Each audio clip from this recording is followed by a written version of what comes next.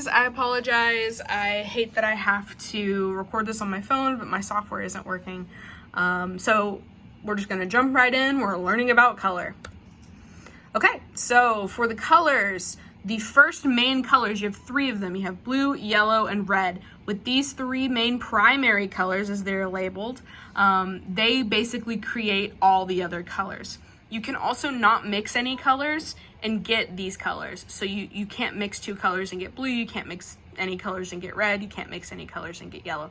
These are the basic colors of all of them. They create all the other ones. So blue and yellow create orange, blue and red, purple, yellow and red, orange, right? What do you call those? Secondary colors. So these are the result of mixing two equal parts of primary colors. This is how you achieve that. We just talked about that. Well, what happens if you mix a primary and a second color? You get intermediate or tertiary colors. So these are the ones that are going to be like blue, violet, blue, green, yellow, green, all those ones. You probably have seen them on crayons. That's the first thing I always think of is crayons, Crayola crayons. These are, the primary is always listed first, so it's blue, and then the secondary. So blue, violet, blue, green, yellow, orange. So the primary color is always listed first, and then the secondary color, just to label it. Oops, I accidentally put that in there twice. Okay, so next is tints and shades. And basically, the best way for you to remember this is, so adding black to a color creates a shade, and shade is like underneath a tree, which is going to be a darker area when the sun is hitting it, right? So you're in the shade of a tree, you add black to your color, you get a darker color. Tint is just the exact opposite. You just add white to a color to get a lighter version of it. That's how I remember it. Warm and cool colors. So warm and cool colors, this is where they're split here on the color wheel. So warm and cool colors, the way I remember them is I remember that blue and blue-green are the first ones that come to mind, because when I think of cool, I think of winter and I think of ice. And blue is the first color that comes to my mind because ice looks blue in my mind. Another way to remember it is tears are blue, and so cool, that tends to be sort of a negative emotion with cool. That's a little hard to describe how I think of that.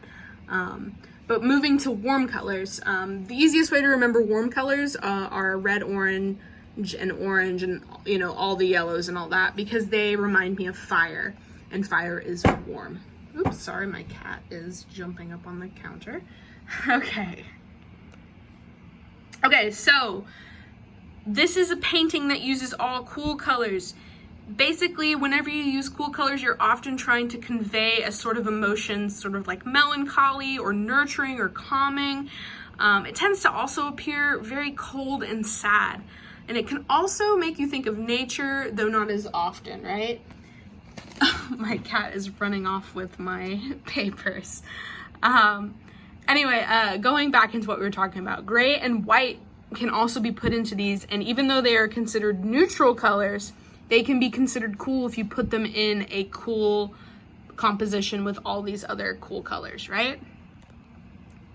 Warm colors. So these are the ones that create sort of a calming image of warmth. They show excitement. They can also express anger. The way I remember that is anger looks red to me, like in the movie Inside Out, anger is red. So that helps me associate that's a warm color that can create that kind of emotion.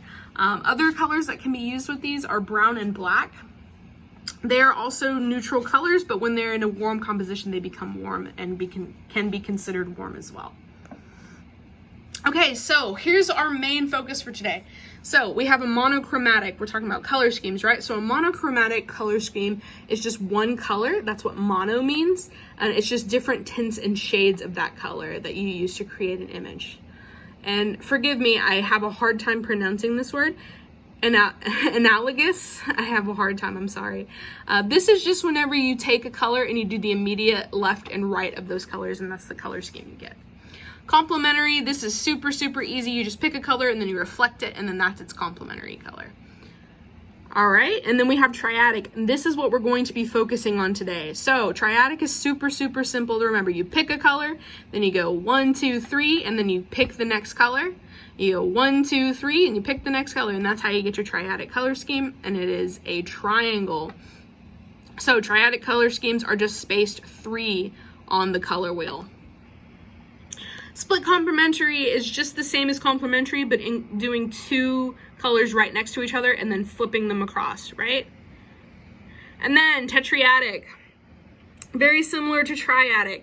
You initially start like you're doing a triadic, so you space 3, then you space 1, then you space 3 again, and that is how you get this square shape, tetradic. Okay, so we're going to be focusing on triadic.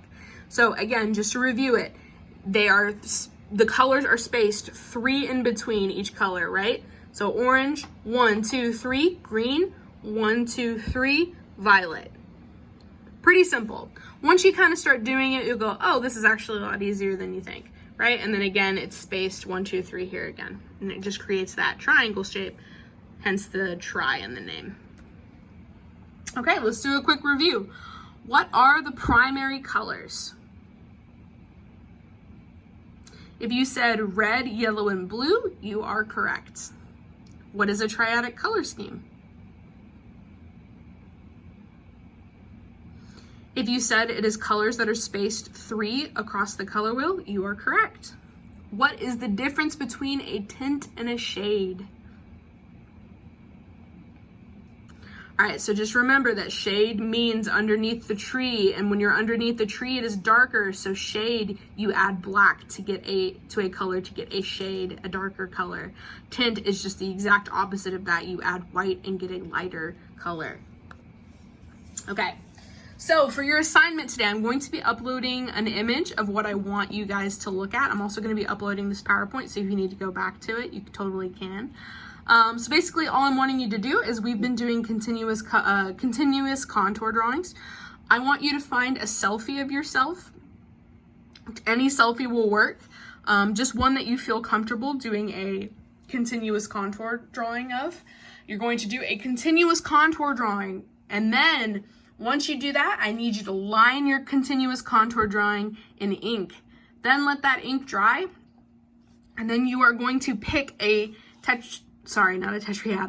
triadic color scheme. So if you wanted to, you could do blue, 1, 2, 3, red, 1, 2, 3, yellow, also the primary colors. Or if you really like blue, purple, you could start here, 1, 2, 3, you do red, orange, 1, 2, 3, you do yellow, green. So you can just pick whatever triadic color scheme that you want.